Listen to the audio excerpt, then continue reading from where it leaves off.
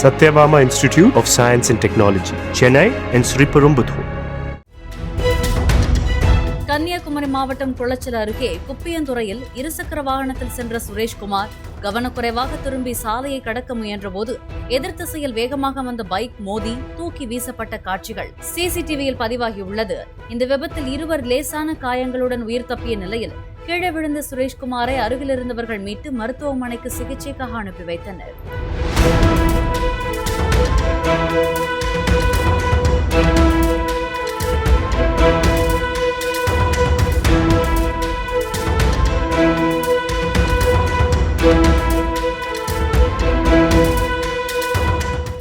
Satyabama Institute of Science and Technology, Chennai and Sriperumbudur.